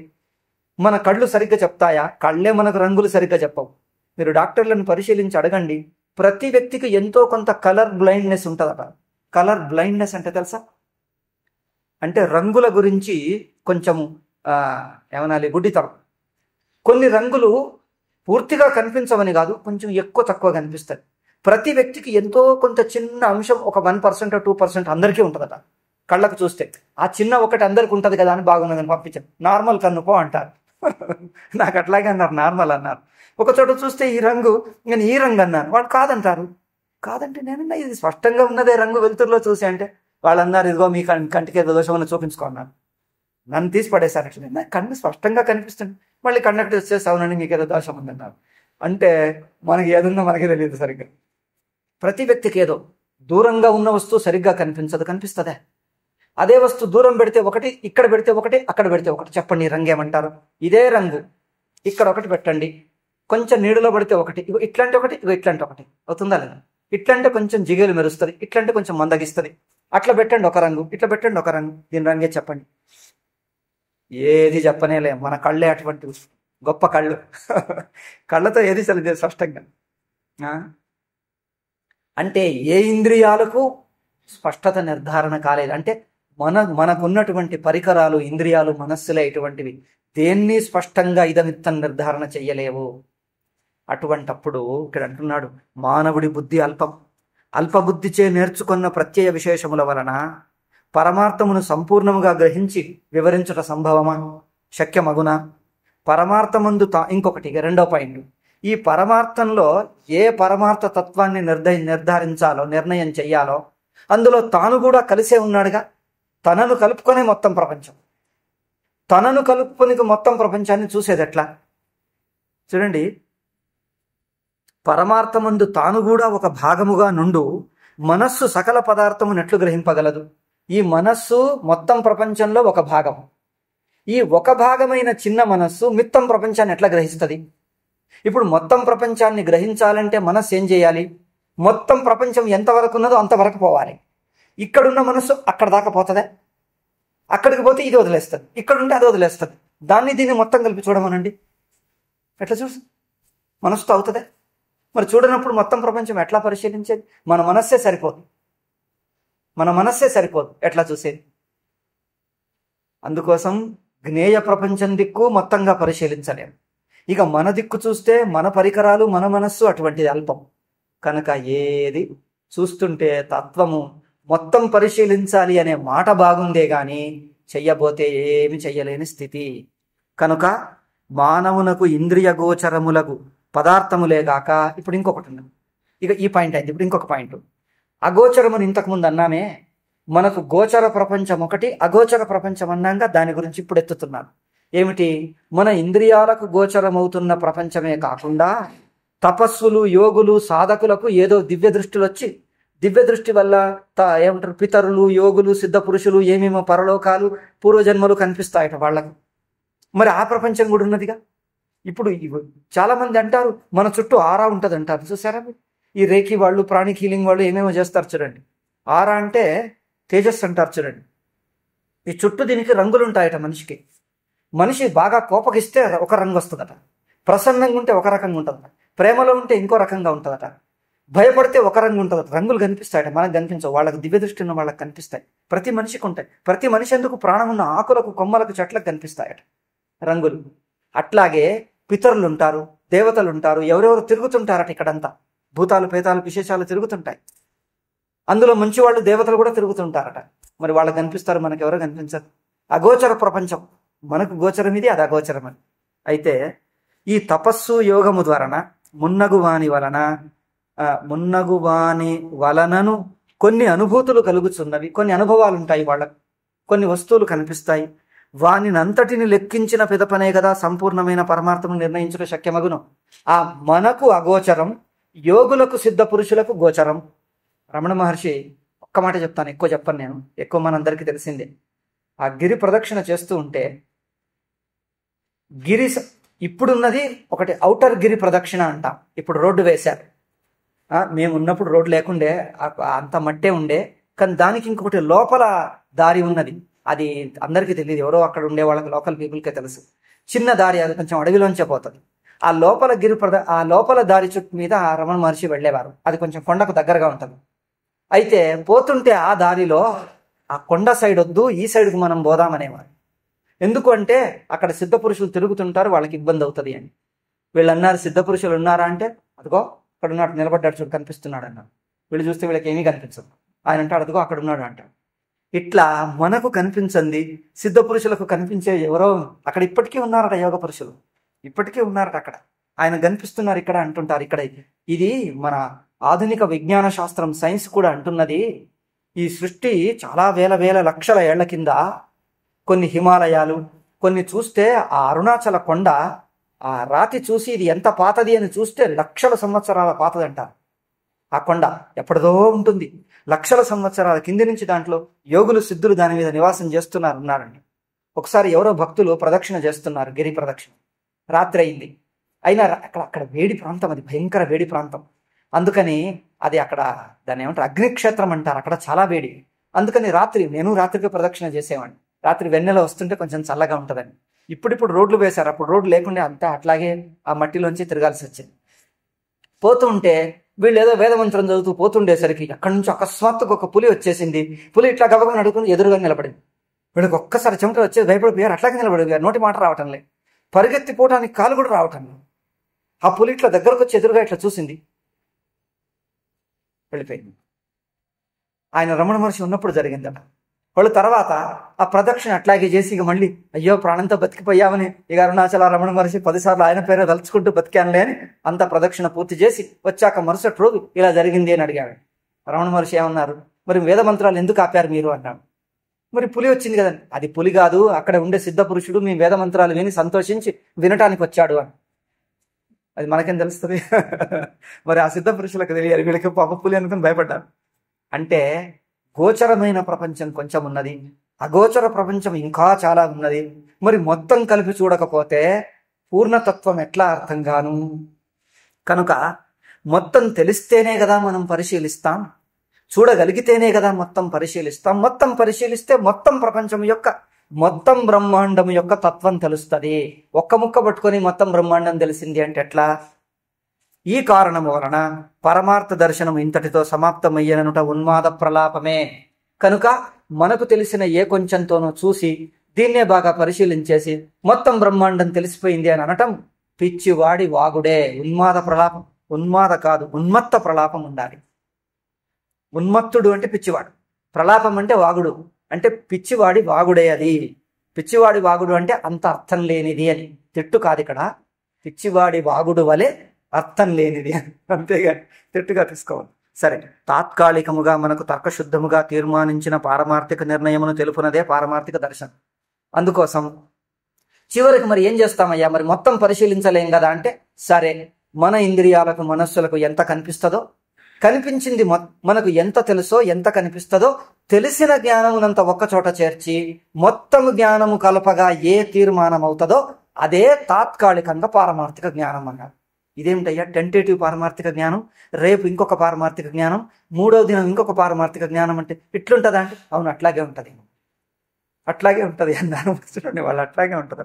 ఇదేమిటయ్యా అంటే టెంటేటివ్, అప్డేట్ చేస్తారు చూడండి. అప్డేట్ అంటారా, ఇంగ్లీష్లో ఏమంటారు, రోజు రోజుకు ఆ తేదీకి సరిచేయుట, అప్డేటింగ్ అంటారా, తెలుసు, అప్డేటింగే వాడతారు తెలుగు వాళ్ళు. అంటే ఈ రోజుకు ఇది తత్వం, రేపటికి ఇంకొకటి తత్వం, ఇంకొక రోజుకి ఇంకొకటి తత్వం, ఆ రోజుకు ఆ రోజు తత్వం మారుతూ ఉంటుంది. ఇట్లా అంటే ఇప్పుడు ఏమంటాడు, తాత్కాలికముగా మనకు తర్కశుద్ధముగా తీర్మానించిన పారమార్థిక నిర్ణయమును తెలుపునదే పారమార్థిక దర్శనం. తాత్కాలికముగా అంటే టుడే, నేటికి. తర్కశుద్ధముగా అంటే తర్కంతో శుద్ధం, అంటే తర్కము వలన సరి అయిందని తేలింది, అట్లా తర్కశుద్ధం అంటే. ఆ తీర్మానించిందే ఈనాటికి పారమార్థికం. ఇది ఫైనల్ అంటే ఫైనల్ తెలియదు, ఈ నేటికి ఫైనల్ ఇది, రేపటికి మళ్ళీ ఇంకోటి ఆ రేపటికి వస్తుంది, అప్పటికి అది ఫైనల్. స్కోర్ అంటారే, ఎంత స్కోర్ అయ్యా అంటే ఇప్పటి న్యూస్కి ఇంత స్కోర్, ఇది ఫైనల్. మళ్ళీ ఇంకో అరగంటకి ఇంకో స్కోర్ మారిపోతుంది. అట్లా ఈ స్కోర్ లాగా పరమార్థికం మారుతుంది. పారమార్థిక స్కోర్ దీన్ని, అంతే కదా, పారమార్థిక స్కోర్. అయితే ఈ అర్థం తీసుకుంటే దర్శనం అనగా భౌతిక శాస్త్రముల సమూహమగుట వలన, భౌతిక శాస్త్రములు అంటే సైన్సులు, ఈ రకరకాల సైన్స్ శాస్త్రాలు చెప్పిన అన్ని జ్ఞానాలను కలగలిపి ఒక్క మొత్తంగా ఏర్పరిచిన తీర్మానం ఉందే, ఇది పారమార్థిక దర్శనం అన్నారు. ఇట్లా చేస్తే భౌతిక విజ్ఞాన శాస్త్రముల వలె ఇది ఏమవుతుంది, ఇప్పుడు మన భౌతిక విజ్ఞాన శాస్త్రం ఈ రోజు ఒకటి కనిపెడితే రేపటి రోజు తప్పని తేలుతుంది, అది మరుసటి రోజు అది ఇంకొకటి తెలుతుంది, ఇంకొక రోజు ఇంకొకటి తేలుతుంది. అయితే ఏది సత్యం అయ్యా అంటే నేటి వరకు ఇది సత్యం, రేపటి వరకు మాకు తెలియదు. మళ్ళీ ఇంకొకటి కొత్తది కనిపెడితే ఆ నేటికి అది సత్యం. ఇట్లా సత్యం అనేది స్కోర్ లాగా రోజు రోజుకు మారుతూ ఉండేది అన్నట్టు. అయితే భౌతిక విజ్ఞాన శాస్త్రముల వలె పరిణమించుచు అంటే కంటిన్యూస్లీ స్కోర్ వలె చేంజ్ అవుతూ, ఆయా కాలమునకు తగినట్లు వ్యవస్థితి నందు, చూడండి భాష చూడండి, ఆయా కాలమునకు తగినట్లు వ్యవస్థితి నుండు చుండవలెనను, ఆయా కాలమునకు తగినట్లు వ్యవస్థితి అంటే ఇంతప్పుడు వాక్యం పెట్టాడు. దీనికి ఒక్క మాట అప్డేటింగ్, అంతే. ఒక్క మాటలో చెప్పాలంటే ఆయా కాలమునకు అనుగుణంగా వ్యవస్థితి అంటే ఆయా కాలంకు అప్డేట్ చేస్తూ పోవటం, దాని ఒక్క మాటలో అప్డేటింగ్ అన్నారు అంతే. మరి లేకపోతే ఈ కాలమునకు తగినట్టు వ్యవస్థితి అంటే ఎట్లా చెప్పేది దానికి? అంటే ఆయా కాలంకు అంటే నేటికి ఇది ఇంతవరకు తీర్మానం, రేపటికి అది తీర్మానం, మరుసటికి అంటే ఆయా తేదీకి తీర్చబడింది, ఆయా తేదీకి నేటి వరకు ఇంత అని తీర్చేసిన అప్డేటింగ్. ఇలా అప్డేటింగ్ చేసిందే పొందుచుండవలనను పాశ్చాత్య అందుకే పాశ్చాత్య దార్శనికులు ఏమన్నారంటే ఇట్లా జ్ఞానం రోజు రోజుకు అప్డేట్ అవుతూ పోతుంటది, అదే పారమార్థిక తత్వం. ఇంతేగాక భౌతిక శాస్త్రమునందు స్వభావ సిద్ధములను అంగీకరించిన, ఈ పాయింట్ అయిపోయింది. ఇప్పుడు ఇంకొక పాయింట్ ఉన్నది, ఇంకొక పాయింట్ చెప్పేస్తే కొంచెం పారాగ్రాఫ్ అయిపోతుంది, చేసేద్దాము, గబగబ చేసేస్తాం. చూడండి, ఇంకో పాయింట్ ఏమిటంటే భౌతిక శాస్త్రమునందు ఇవన్నీ చూడండి, డిఫరెంట్ పాయింట్లు ఉన్నాయి. దీనికి 1, 2, 3 నంబర్లు ఇవ్వాలి. చూడండి, ఇవన్నీ ఒకటే ధారగా కలిపేశారు, ఇవన్నీ పూసలన్నీ ఒకటే కుచ్చేసేసారు. నేను అన్ని వీటికి నంబరింగ్లు ఇచ్చాను. ఇంతేగాక అంటే పాయింట్ మారింది. ఇది పాయింట్, ఒక్కొక్కటి పాయింట్లు ఉన్నాయి. ఇవన్నీ ఒక్కొక్క పాయింట్ మననం చేయాల్సింది. లేకపోతే అన్ని ఒకటే కలిపేస్తే ఒక్క యుక్తి అయిపోయింది, ఇంకో యుక్తి మొదలవుతుంది తెలియటం లేదు. మీరు అక్కడ నంబర్ ఇస్తే ఇది అయిపోయింది, ఇది ఇంకొక పాయింట్. ఇంతేగాక అంటే కొత్త పాయింట్ కదా, ఆ పాయింట్ అయిపోయింది, కొత్తది అయింది కదా. ఇంతేగాక భౌతిక శాస్త్రమునందు స్వభావ సిద్ధములని అంగీకరించినవి, స్వభావ సిద్ధాలంటే ఎప్పటికీ ఉంటాయి అని ఒప్పుకున్నటువంటివి కొన్ని ఉన్నాయి. ఏమిటి? కాలం, దేశం, కార్యకారణం. దేశం, కాలం, కార్యకారణ భావం, ఇవి శాశ్వతంగా ఉంటాయి అనుకున్నారు. మున్నగు సామాన్య ప్రత్యయముల నిజస్వరూపమును కనుగొనుటయే తత్వవేత్తల కర్తవ్యమని కొందరు పాశ్చాత్య విద్వాంసులు భావించి ఉన్నారు. ఏవైతే శాశ్వత సత్యాలు అన్నారో, దేశం అంటే ఏమిటి, కాలం అంటే ఏమిటి, కార్యకారణం అంటే ఏమిటి, వీటి గురించి తెలుసుకోవటమే తత్వశాస్త్రం కదా అన్నారు కొందరు. ఇంకా తర్వాత, ఇంతవరకు తెలిపిన అంశములనే గాక వానియందు ధార్మిక నైతిక భావనల స్వరూపములను కూడా చేర్చి తత్వమును నిర్ధరింపవలనని మరికొందరు వాదిస్తారు. కొందరు ఏమన్నారు, ఈ భౌతికంగా ఉండేవేమిటి, దేశాకాల కార్యకారణ, దేశాకాల కార్యకారణల గురించి తెలపాలి అని ఒకడన్నాడు. ఇంకొకడు ఏమన్నాడు, అవే కాదయ్యా, ధార్మిక అంటే అర్థం ఏంటిది, ఉపాసన. ధార్మిక అంటే మతపరమైన, నైతిక అంటే నీతి శాస్త్రమును తీర్చాలి. ఈ తత్వ నిర్ణయంలో నీతి శాస్త్రమును తీర్చాలి. ధర్మం అంటే ఏంటిదంటే ఉపాసన శాస్త్రం. నీ దేవతలు, ఇష్టదేవత ఉపాసనలు ఉన్నాయే అవి. ఆ ఇష్టదేవత ఉపాసనలు. ధార్మికం అంటే రిలీజన్ అని, ఈ రిలీజన్ను ధార్మికం అనటం సరిగ్గా లేదు. అందరూ తెలుగు వాళ్ళు మతం అన్నారు, భారతీయులంతా రిలీజన్కు ధర్మం అన్నారు. ఆ ఇంగ్లీష్ మాటకు స్వామీజీ చెప్పింది, స్వామీజీ ధార్మికం అన్నారు, ఈ శర్మ గారు, లక్ష్మీకాంత్ సార్ అదే ధర్మం అనే పదం పెట్టారు. ధర్మం అంటే అది కాదు. ఇప్పుడు నీతి ప్లస్ ధర్మం అంటే రిలీజన్ అంటే ఆ ఉపాసనలు, దేవుడు, విశ్వాసాలు, అవన్నీ మాటలు. వీటిని కూడా చేర్చి తత్వశాస్త్రంలో విచారించాలి అని మరికొందరు అన్నారు. ధార్మిక నైతిక భావనలు అంటే రిలీజియస్ అండ్ ఎథికల్ అని అర్థం. Religious and ethical. ఈ స్వరూపములను అంటే రిలీజన్ అంటే ఏమిటి, ఎథిక్స్ అంటే ఏమిటి, నీతి శాస్త్రం అంటే ఏమిటి, నీతి శాస్త్రానికి ఆధారాలు ఏమిటి, నీతి ఏమిటి, అవినీతి ఏమిటి, ఈ ఈ జ్ఞానం కూడా ఈ విచారం కూడా చేరిస్తే అది పూర్ణ శాస్త్రం అవుతుంది అన్నారు. ఇట్లు అప్పుడు నిర్ధారించాలి అని ఇంకొక ఆర్గ్యుమెంట్. కావున చివరకు తేలేదేమిటి, తత్వశాస్త్రము యొక్క విషయమేదను అంశమున భారతీయ తాత్వికుల యందు వలెనే పాశ్చాత్యుల యందును అవ్యవస్థితముగా ఉన్నదని తెలియచున్నది. అయిపోయిందా? ఇట్లు భారతదేశంలో ఏ విధంగా తత్వం అంటే ఏమిటి అనేది తమ తమ అనుభవాల నుంచే చూస్తున్నారు, కానీ అందరికీ సమ్మతమైన ఒక్క అనుభవం పెట్టలేదు మన భారతీయులు. మనలో ఒక రకమైన ఏమనాలి, ఏకాభిప్రాయం లేకపోవుట, అంటే ఏకాభిప్రాయం లేకపోవుట మనలో ఒక రకంగా ఉంటే వాళ్ళలో ఇంతకంటే పెద్ద వ్యవస్థితంగా ఉన్నది. ఇన్ని రకాల అభిప్రాయాలతో ఏమని తేలింది చెప్పండి? తత్వశాస్త్రం అంటే ఏమిటి, ఏం చెప్తుంది, ఏం చెప్పాలి, ఏం కలపాలి, ఏం కలపకూడదు, రకరకాల అభిప్రాయాలు చెప్పారు.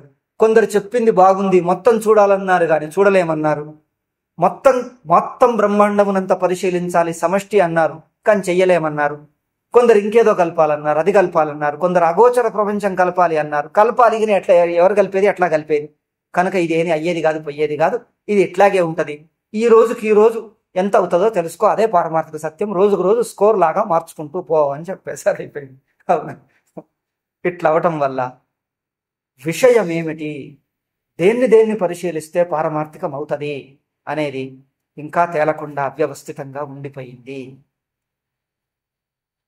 ఇది విచారించవలసిన విషయం గురించిన అనిశ్చితి. ఇప్పుడు విచారించే పద్ధతిలో నెక్స్ట్ పాయింట్ అంటారు స్వామీజీ, దార్శనికుల యందు వ్యవస్థితమైన విచారక్రమం లేదు, అదొకటి. అప్పుడు వేదాంతులకు వస్తుంది. మరి ఇప్పుడు వేదాంతులు అవలంబించింది. ఇప్పుడు తర్వాత పాయింట్లో మిగతా వాళ్ళు చర్చిస్తే ఏది తేలకుండా అవ్యవస్థితం అయిపోయిందే, మరి వీటికి పరిష్కారం ఏమిటి అంటే వేదాంతంలోనే దీనికి పరిష్కారం. మొత్తం విషయాన్ని, మొత్తం బ్రహ్మాండాన్ని పరిశీలించడం ఎట్లా, గోచరం అగోచరం మొత్తాన్ని ఎట్లా పరిశీలించగలమా, అదెట్లా ఉన్నది వేదాంతానికి తెలుసు. ఎట్లా అనేది చెప్పి చూపిస్తుంది. మొత్తం బ్రహ్మాండాన్ని పరిశీలించే ఒక పద్ధతి ఉన్నది.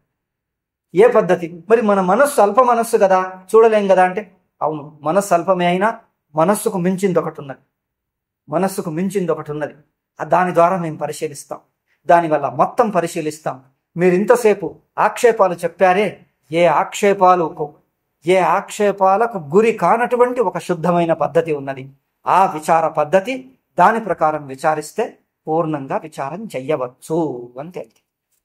అది మనం రేపు చెప్తాం, సాయంత్రం చెప్దామా, చూద్దాం, రేపు చెప్తాం. ఓం శాంతి శాంతి శాంతి. హరి ఓం శ్రీ గురుభ్యో నమః. హరి ఓం తత్సత్.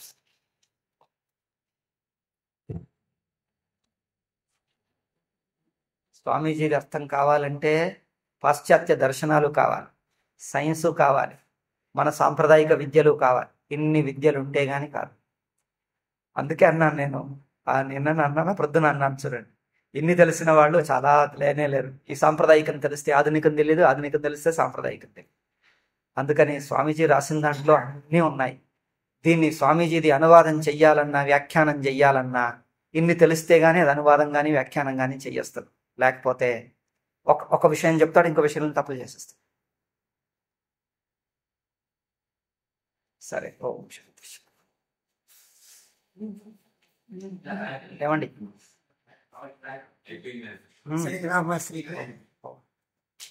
మరి ఇంకేముంది, అంతా నేర్చుకునేది శాంతిలోనే ఉంది. మీరు చివరిది నేర్చేశారు, చివరి తాత్పర్యం నేర్చేశారు. వాళ్ళందరూ ముందంతా ఏదో నేర్చుకున్నారు, తాత్పర్యం మీకు వచ్చేసింది.